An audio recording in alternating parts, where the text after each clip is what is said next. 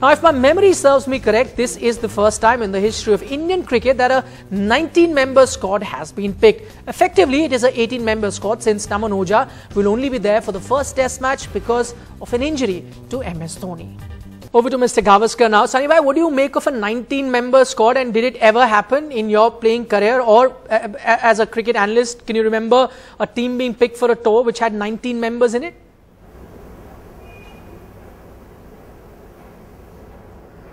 No, I think for England they went with 18 players, and as they have explained that the 19th player is only there for the first test while Virender Sehwag is not fit. But otherwise, I think we've just had the Indian team to England being a squad of 18. Now, sometimes I think we mustn't forget that because we don't often get net bowlers of quality when we tour, selection committees nowadays tend to, at least in India, because India can afford it, tend to take a few extra bowlers so that they can be bowling in the nets, while the guys who are likely to play in the test matches are not given too much of bowling in the nets. So maybe that's also one of the reasons why it's such a big squad. Right, so let's talk about MS Dhoni's injury. If I was to read it correctly, the BCCI expects him to be fit by the time the second test comes along. Now, I'm just looking at the difference between the Brisbane test match and then the Adelaide test match. They're just 4 days. What is there to say that MS Dhoni may not be fit for the second test match as well? If that happens, this could be a big blow for India because 2 test matches half the tour.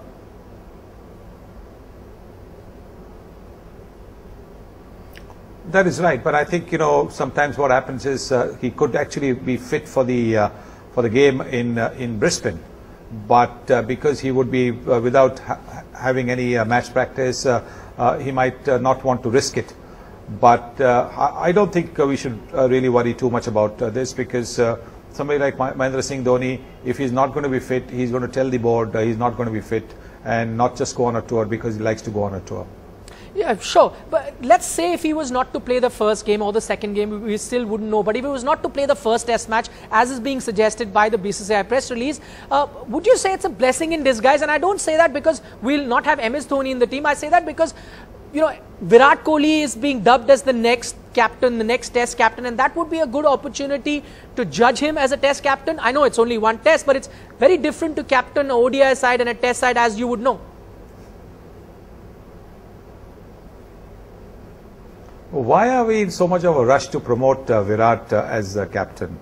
I think as long as Virender Dhoni wants to do the job, let him do it. Let's not try and put pressure on either Virat or Mahi by suggesting these kind of things.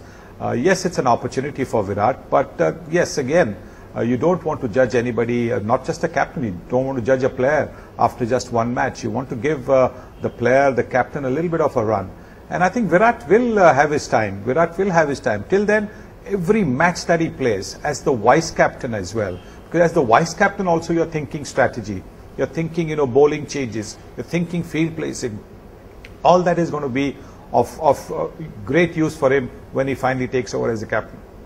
Okay, now let's talk about the opener, Sunny bhai. There was a slot there available for the opener.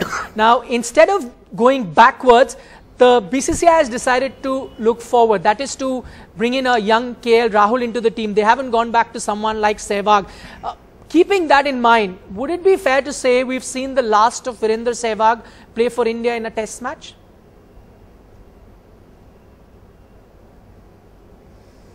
Well, I think the fact that he hasn't played for the last couple of years clearly showed that the selection committee, at least this selection committee, doesn't see much of a future for him as an India cricketer. And while Gautam Gambhir is still young and he can make a comeback, the fact that Rahul had scored heaps of runs in Ranji Trophy, then a century in each innings in the Duleep Trophy, certainly would have worked in his favour. Right. Would you then say it could be a reality? You know, when we talk about the great test batsmen of India, that era that we have, we look at the Fab Four. If you include Virender Sehwag into it, and many of them include him, it would be the Fab Five. Now, the Fab Four did get an opportunity to play their farewell games. It could be a reality, and we are looking at reality where we may not get that opportunity for Virender Sehwag to see him one last time get onto the cricket field.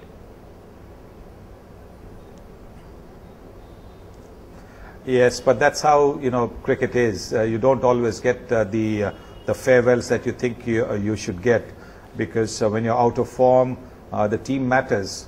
And so the team, if your selection in the team is not going to help the team, then you don't get the opportunity.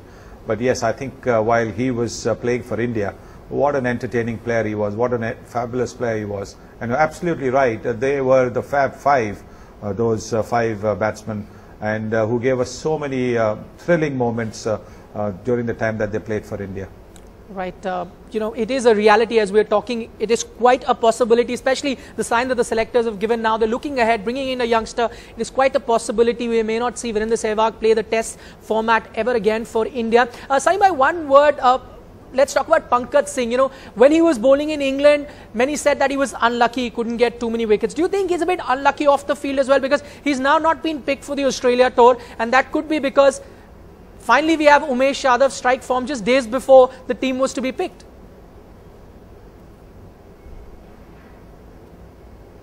Yes, but then again, a squad can only have places for that many. It's very, very tough on him because he really bowled well, and you can't do much if the fielders are dropping catches, as it happened in his debut test match. But eventually the selection committee looks at the balance of the squad. Umesh Yadav had been bowling well. Varun Aaron, if he's fit, he's also shown that he can bowl at a good clip. And Mohammad Shami and Bhuvneshwar Kumar picked themselves in any case. So it was a bit tough on Pankaj Singh, but I think what that will do is it will spur him to work harder, because that's what happened. He went on the tour in 2008, I think, to Australia, and then for 3-4 years he was in the wilderness till he came back to the Indian squad for England. So I think he's the kind of player who will not give up. He will take this as an incentive to try and get more and more wickets. Finally, Saeem bhai, before I let you go, one word on Suresh Raina. He also is making a comeback. You know, we're looking at the team. He's one name who's making a comeback. There were question marks raised over his batting, especially against the short pitch ball. Would this be an opportunity for him to not hit back, but try to prove his critics wrong?